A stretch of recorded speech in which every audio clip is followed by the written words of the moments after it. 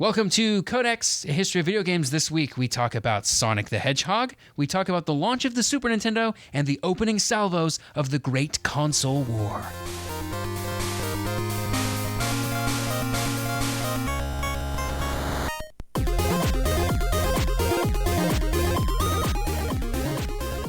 Welcome to Codex, a history of video games. My name is Tyler Osby. And I'm Mike Coletta. And today we are discussing Chapter 23 of The Ultimate History of Video Games by Stephen L. Kent. This chapter is called Run for the Money. We're going to call it The Road to War. Yes. Because we're leading up to console wars. So the first thing we want to talk about is the NES at its peak is still doing really well. In 1989, like the lifespan end. Mm-hmm. That's a few years after it came out. Yeah, like it's been a while. Well, I think the Famicom originally was 1983. So this has been going on for 6 years. That's a pretty long life for a console. Yeah, and so it's beaten out the TurboGrafx and the Genesis easily. And the main reason because of that was Super Mario 3 came out in 1989. And that sold 17 million copies. Wow. And currently holds... at the time, I should say, held the record for most cartridges sold not included with a console.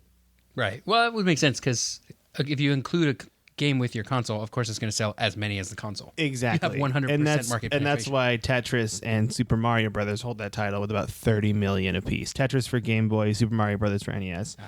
Even like third-party licensed games were doing really well. Like Teenage Mutant Ninja Turtles was crushing it. Batman was crushing it. Batman, like the movie tie-in? Yeah. With Tim Burton. Yeah. Doing real well. Michael Keaton was in that game. That's right. Michael Keaton starred in that game. Imagine if they came out with a Birdman NES game. Okay, all in all, Nintendo made about $3.34 billion in earnings and sold around 48 million NES systems worldwide. Holy moly. Yeah, pretty nuts. That record wouldn't be topped for a while, I think, until the PlayStation 2. Yeah, it's a lot. Also, there's another fact that comes up in this thing later that really blew my mind, and I just didn't know the timing, I guess. But okay, I'm going to get to that later. I'm getting distracted when you said PlayStation 2. Distracted me. Sega decided it's time for a change. Now, if you recall, in last episode, we talked about the rise of Michael Katz to becoming the CEO of Sega of America. Uh-huh. Well, he wasn't there very long. He was there a year before he was replaced. Yeah, and he was replaced with a man named Tom Kalinske. Now, Tom Kalinske... very handsome, tall fella. Okay, people said he was a handsome, standard businessman is how he was described in the book.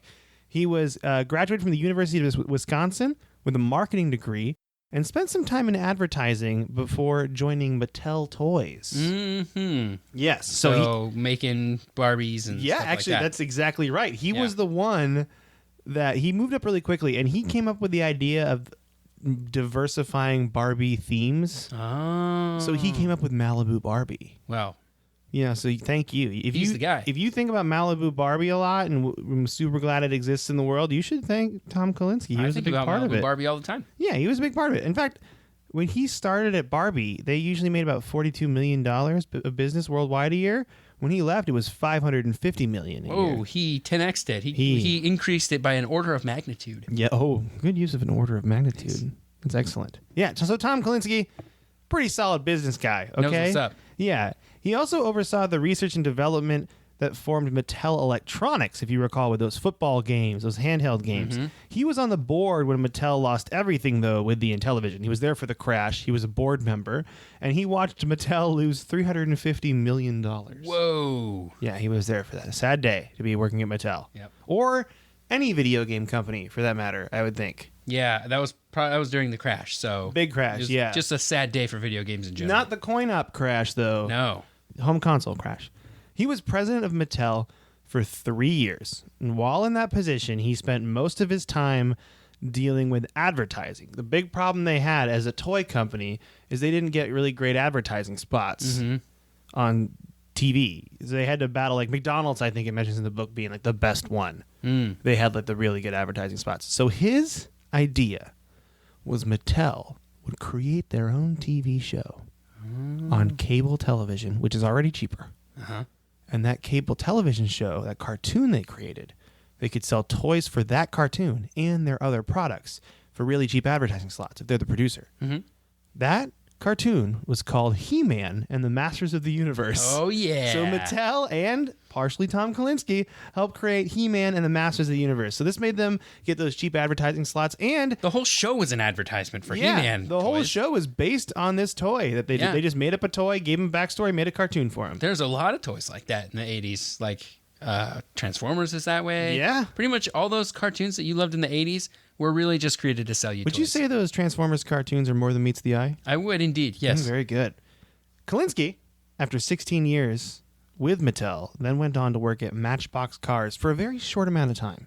I thought you were going to say Matchbox 20, and I was like, he went whoa, on to be the lead singer of Matchbox 20 for a very short amount of time before Rob Thomas took over. really diverse. But they were thinking about using him in that hit Santana song "Smooth," though. For a bit, they were thinking about using Tom Kalinske, and then they moved back to Rob Thomas. So for 16 years, he was with Mattel. Then he went to Matchbox Cars, and he was only there for they don't say in the book, but my guess is it sounds like it was like under a year before he was hired by Hayao Nakayama, the CEO of Sega Enterprises, to replace Michael Katz as the CEO of Sega of America. Oh. And this is, again, one of those lunch meetings they talk about where he invited him to lunch, he talked him up, and he was like hired by the time lunch was over. I love those lunch meetings. Me too. And it's you get to eat food during them. That is the main reason why. Yeah. I could give or take the job promotion, Yeah. but if someone's buying me lunch, you just feel good. Yeah. When someone buys you lunch, you just feel good. Yep.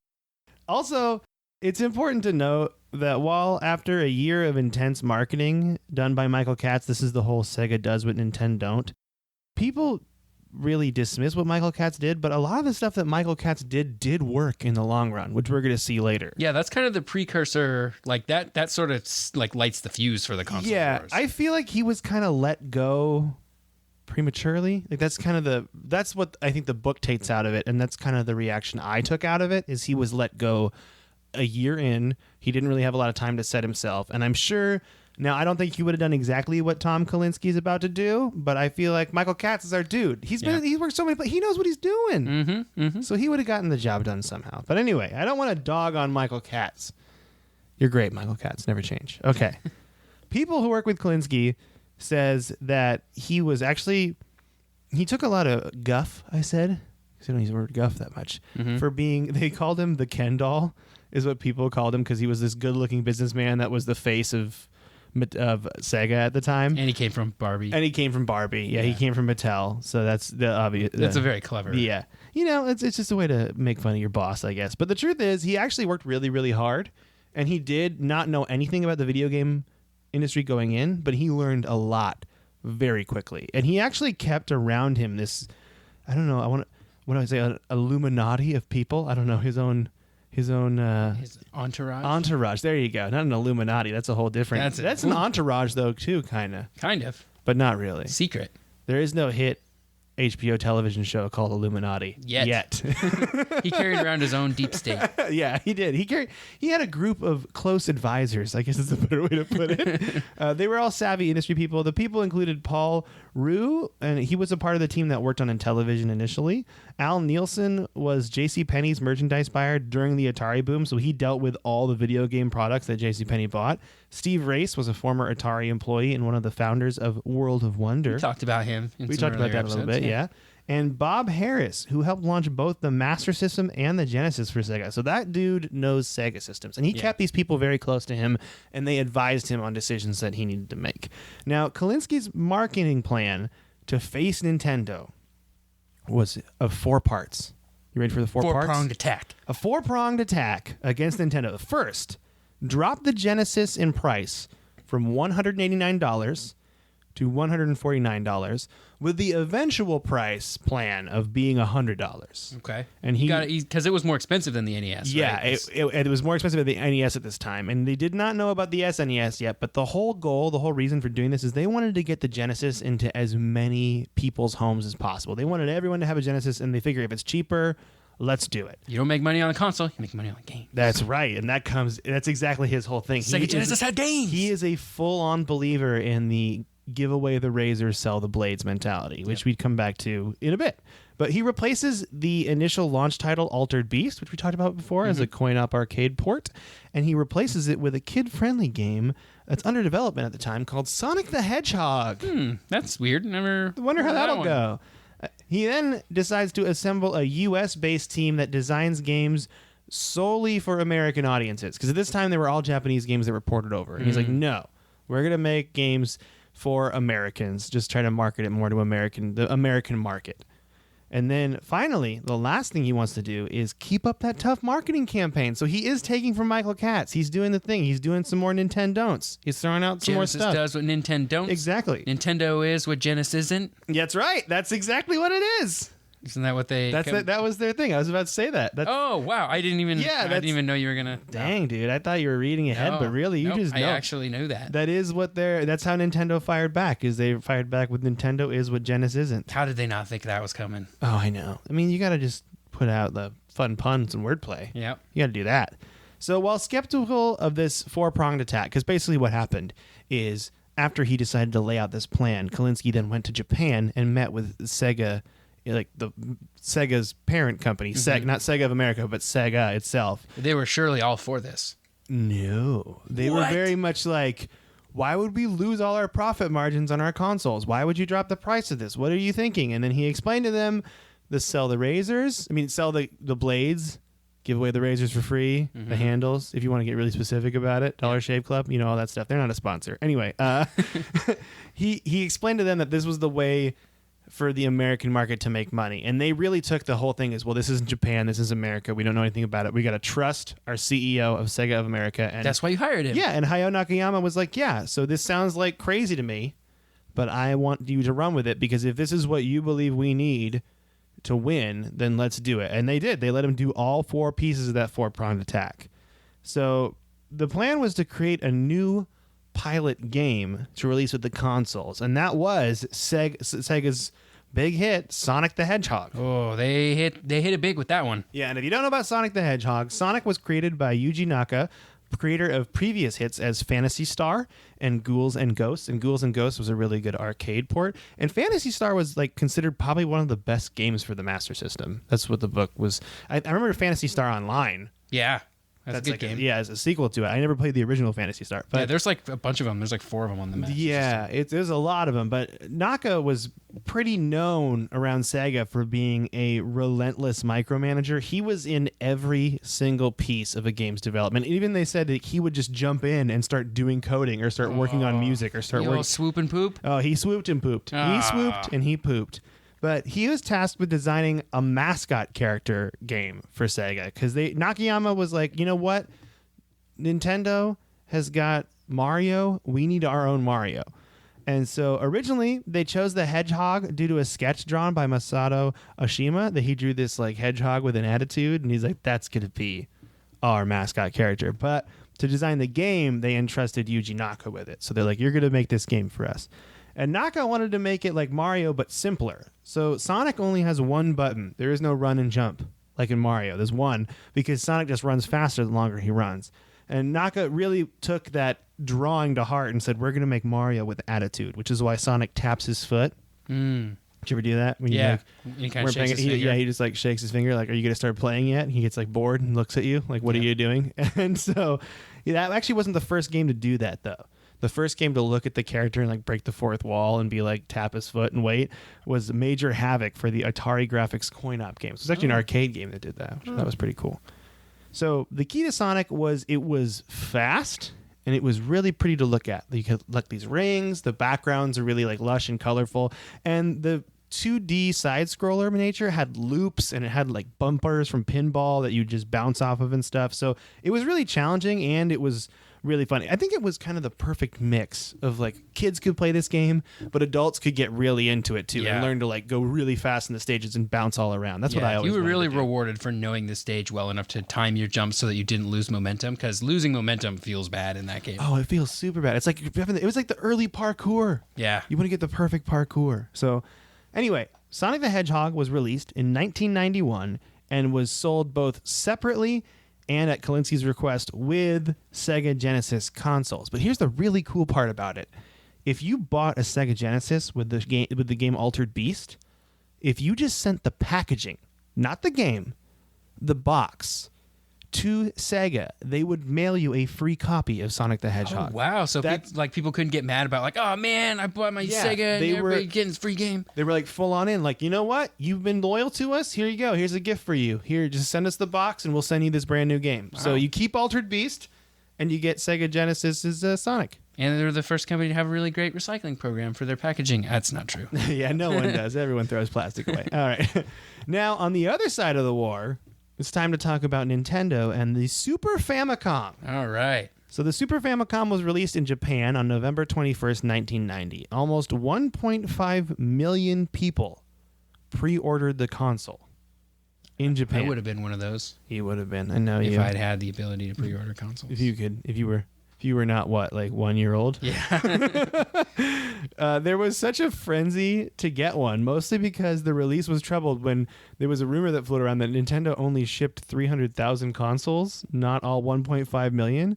And the city of Tokyo was slowed down during that whole week to the point that the Japanese government asked Nintendo and other video game companies to only release future hardware on weekends. And there's like this whole, everybody's playing video games. You need to get work done. Yeah, like you can't mess up the work week. What is wrong with you? So, as far as specs go, the Super Famicom was better than both the Genesis and the TurboGrafx. The Super Famicom had a 16-bit processor, just like the Genesis, but not a hybrid like TurboGrafx, which was like in between 8 and 16. Nintendo's R&D team 2, led by Masayuki Amura, designed the console around visual and audio performance rather than just processing speed. And this was great, but also it wasn't technically the most powerful. Sega Genesis had a stronger processor still. Oh, they would harp on that pretty hard. But the NES had crazy graphics and sound. Like Genesis had a 512 color palette. The SNES could display 32,000 colors. Whoa. And it had two customized graphic chips named PPU-1 and PPU-2, which stood for Picture Processing Unit. And it had 7 special modes for graphics, with Mode 7 graphics being the best. So 1's the worst, 7 the best. And Mode 7 pretty much meant the backgrounds were scaling or they were moving. Like, it could do more motion on the screen at once. Any of that like sort of 3D looking stuff, like all of Mario Kart or F-Zero, like the reason it looks sort of 3D is because of Mode 7. Mode 7, yeah, it's pretty nuts. And the Sony stereo chip too was also in there too for sound. So the sound quality was just way better than the Genesis. But again, processing speed wasn't really there. The strongest selling point though for the SNES was the game that was included with the console. Possibly my favorite game of all time. I think I'm going to say it. Wow. It's my Super Mario World. Oh. The original Super Mario World. Just the secrets. Yeah. The fun. Like, there was so I lived in a duplex in Alaska. Tangent time. You ready for tangent time? Let's do it. Let's all buckle in, okay? And I lived in a duplex in Alaska when I was like 5 in Fairbanks. And the people next door to us in the duplex, they had an SNES they bought for their grandkids that never visited. So my brother and I would just go to these old people's house and play their SNES all the time. And this game blew my mind. My child brain was just blown away. And then the Star Road. I'm not even looking at the notes anymore. I'm just talking to you about it because it makes me so excited. Yeah. So Super Mario World is also my earliest gaming memory. Oh, it's my very first. And that is mine. Yeah. Because the Super Mario World, that SNES at those people's house, I was 4 because I wasn't in kindergarten yet. Yeah, same. I must have been 3 or 4. It was at like the daycare that I went to. Like they had a Super Nintendo. And That's so rad that a daycare would have a Super Nintendo. Yeah. It's a pretty good daycare. But anyway, okay, so Shigeru, not Miyamoto, was already a star at Nintendo at this point. He had worked on Donkey Kong and other games. And those games typically took like teams of 4 or 5 to make. 2 people coding, 1 person on sound, all that stuff. It took him and a team of 15 people to create Super Mario World. Mostly because it was so big. Like it really showed the whole Mario universe is just this sprawling map with all these secrets. And it also, of course, introduced everyone to everyone's favorite dinosaur, Yoshi. Mm-hmm. And some magazines were already touting this game as the greatest game ever made, which at the time, I don't know if they were wrong. You could argue that. Not that far-fetched. Not that far-fetched at all. Nintendo started its $25 million marketing campaign to release the SNES in the U.S. at a retail price of $199, and they would release the console with Super Mario World on September 1st, 1991. This would later be changed to September 9th for some reason. The book didn't say why, but this is the thing we talked about earlier with PlayStation. The original PlayStation 1 came out on this exact same date. Oh, September 9th? September 9th, 1991. I had no idea the PlayStation 1 was that old. What? I'm not sure. I think it was like 94. Was it the date? Was it the date Yeah. and not the year? Did I get confused? Yeah. You Google it. I'll keep talking. Okay. But the PlayStation came out maybe on the same month and day, but not the year. I think it was 1920. Okay. December 3rd, 1984. Did I just find an error in this book? Maybe. This is probably maybe Japan. I don't know. This fact got me so excited that I was like, "Whoa, am I really that dated?" We just correction and apologied ourselves. I'm fine with it. I'm sorry, everyone, for leading you astray. But yeah, okay. Ignore me, but not just that part, not the rest of it. Okay. Yeah, it was September 9th in North America in 95. September 9th in 1985. Okay. Yes, so 4 years later. So, okay, never mind. The book was correct. I read it wrong. Separate years, but it's fine. So, that's still a weird date to always release a console on. Yeah, and they've actually... Dreamcast said they came out on that same day and month, too. It was Dreamcast and PlayStation. Yeah, and the PlayStation 3 also came out on that day. Whoa, so people just knew September 9th was the console day for a The while. PlayStation 3 Slim model, came out on that day. Well, I'm not going to fat shame the other PlayStation. Yep. I'm fine with it. So, the two problems arose at launch for the SNES. One, Sega was on fire at this time. They were crushing it. This is right when they dropped the price of the Sega Genesis to $149. And it's also right when Sonic the Hedgehog was released. Ooh. Right after. So that was a problem for Nintendo with their release. Another problem, and this was really weird to me, in an episode of the show Roseanne, the sitcom Roseanne, included the couple, the mom and dad, trying to buy a way too expensive, they claimed, Super Nintendo for their son.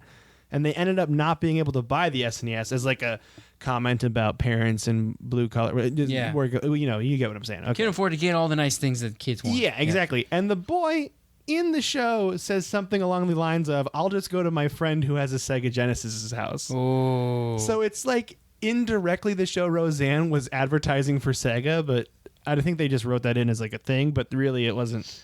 Yeah, so that was bad. Yeah. A lot of bad press for them. So for the first time ever, Nintendo was competing with an established product because originally the NES blew people out of the water out of nowhere. No one else was competing with them at this time.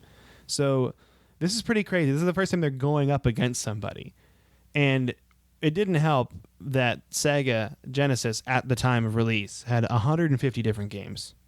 It was $50 cheaper. It had $50 cheaper and had Sonic the Hedgehog. So those are really slowing them down. Mm-hmm. Okay, meanwhile, we got to talk about Turbo Graphics. They're not doing too well. Okay, that company, NEC. They tried to release another handheld that played Turbo Graphics games called the Turbo Express.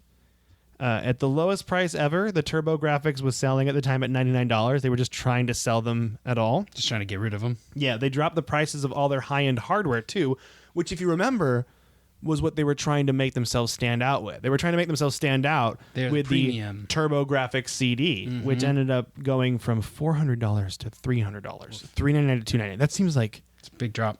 It's a big drop, but also $300 for a CD player just blows my mind. But at the time, I wonder how much, like, if I wanted to buy a music playing CD player in 1991, I wonder how much that costs. If that's roughly not like this isn't Walkman area. You're talking about just straight up boombox kind of thing. Yeah. I wonder. Yeah, I have no idea. Because I think I got my Walkman when I was like 96, 97 probably. Yeah. I love that thing though. Oh, yeah. I still have it. And I had the thing where you're supposed to be able to run with it. Never did. And it had that little button you'd push back and forth like an analog stick to skip the tracks. Felt good. Made you feel like you were in the future. Okay. So now I'm going to sum up the pre-war year of 1991. Because this is really before things started popping off. Okay? Geared up. So Nintendo sold their entire first shipment of 1 million SNESs to the United States when they went on sale in September 9th, 1991. So they got rid of their entire first shipment of inventory, sold everything. The next 3 months' numbers are contested. Sega believes, and I don't know how Sega found out the numbers on the SNES sales, but I imagine they have to research their competition, that the SNES only sold 1 million units in 3 months after launch.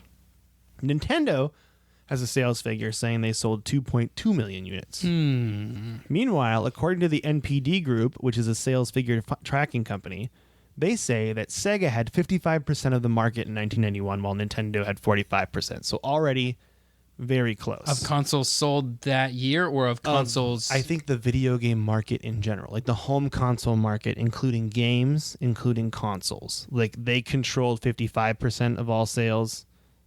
And then, okay, so is the NES factored into Nintendo's 45% then? Yes. Oh, okay. So SNES, if we want to get technical with it, I think what the NPD people are saying is that the SNES lost 1991. Yeah. Even though it came out in September, though, so Sega had 8 more months. Yeah, okay, that makes sense. But it's important to note also during this time in 1991, the U.S. economy was in a recession, and the common thought with really any new product, but especially like video game consoles in general, is that people don't buy new systems or new computers in a recession. Mm-hmm. They buy games or software for those computers. Okay.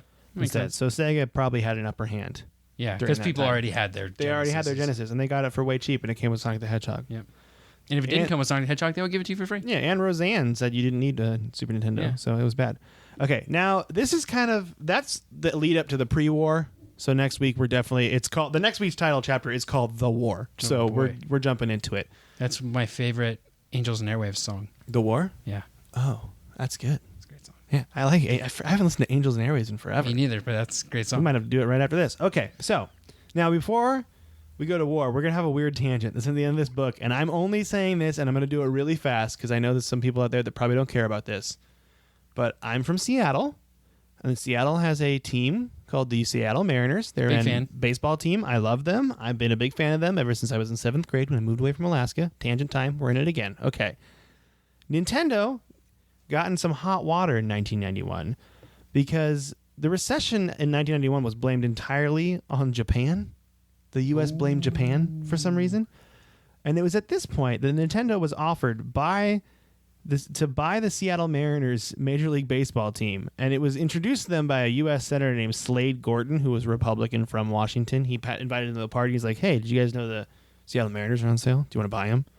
And he kind of threw this idea out at Minoru Arakawa and Howard Lincoln. Okay, and then in turn told Hiroshi Yamauchi, and he was the president of the Nintendo Limited, the entire company. So not just Nintendo of America, but everything Nintendo did. And you know what? What ended up happening is Hiroshi Yamauchi decided to buy the team. He was just like, I'm going to buy the team. I don't care what him they say. Or like him on behalf of Nintendo, or him himself. I think him on behalf of Nintendo, because he thought of it as a marketing opportunity. But he did front. So he bought it with investors. So it wasn't just him. It was John Ellis, the chairman of Puget Sound and Power and Light. He was the chairman of that company. John McCaw of McCaw Cellular and Communications, Frank Schrantz, the CEO of Boeing at the time, and Chris Larson of Microsoft. Wow. And they bought the team for $100 million. But Yamauchi personally contributed 60% to it. Okay. So Yamauchi had the controlling stake in the baseball team. But this was some negative press for Nintendo in 1991 because Americans already thought Japan was taking over America and blamed them for it. And now a Japanese company is buying an all-American Major League Baseball team. Like, oh no, things are getting crazy. But it wasn't just bad for Americans. People in Japan actually got mad at Hiroshi Yamauchi for flashing his wealth. They called him arrogant. They said, because at this time, America's in a recession, but Japan is doing very well. They are like, it's an era of prosperity. They're crushing it. Yeah, they're doing really, really well. In fact, people claimed that, and this is a quote from the book, that they were bringing Yamauchi, by buying the Major League Baseball team, the Seattle Mariners, was bringing negative attention to the current prosperity of Japan. The weirdest thing about this whole thing is Yamauchi bought the team, never goes to games, never went. And in fact, I believe Nintendo actually sold their stake in the Major League Baseball team, Seattle Mariners, last year. Oh, wow. Yeah, they don't own them anymore. I remember when I lived there, this is 2 years ago, you could go to games and you can bring your Nintendo 3DS or whatever, and you could like street pass with people and talk. And then Pokemon Go also had a ton of stops in the stadium. And now it's like not Nintendo at all.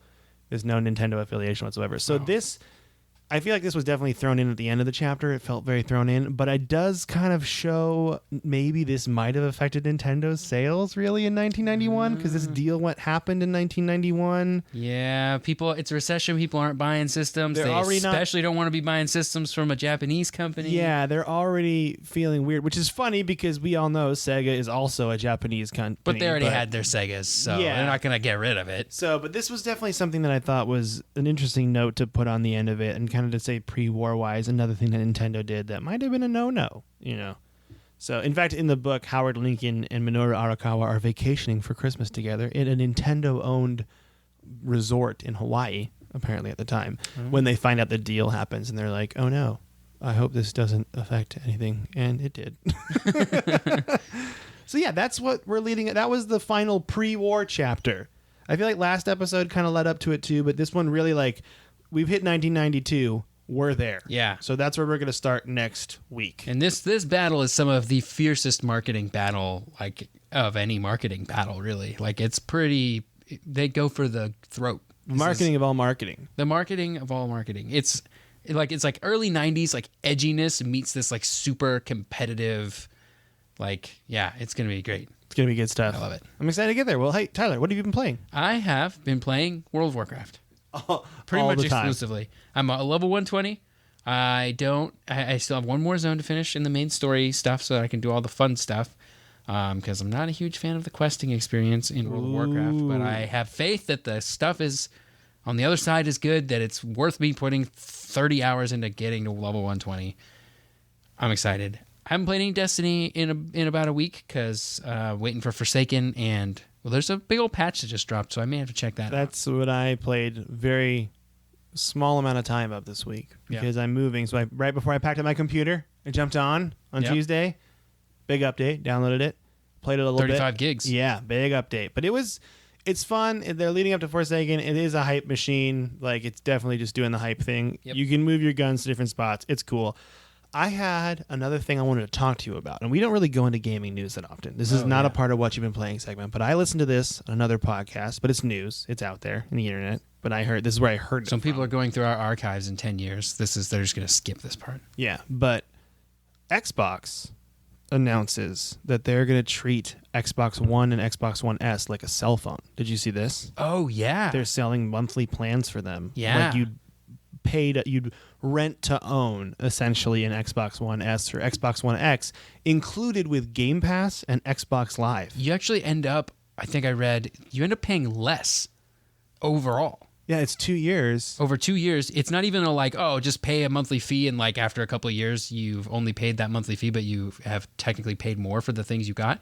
It's not true. You actually end up saving you save $20 on the Xbox One X and $50 on a One S. It's actually there's no downside to taking this negative interest loan basically. Yeah, there's no interest on it either. Yeah. It's just straight up like a phone would be. You're just paying it off and then when it's done it's yours. Yeah, and you save money. It's the appropriate way to buy it now. When I heard about this, I was very skeptical. I was I don't know, but then I'm realizing more and more, I think I would rather pay $24 a month and get everything for 2 years and then when it's done, I own it. Yeah, Then play $500 up front. Yeah, and I bet they'll also offer when new hardware is available, they'll probably do a thing. It's in 2 years you can keep it, or you can give it back to us and we'll give you the new thing, and you just keep paying that monthly fee. And you're well, I'm already paying it. I can obviously afford it. Why not? Yeah, I thought what was brought up on that.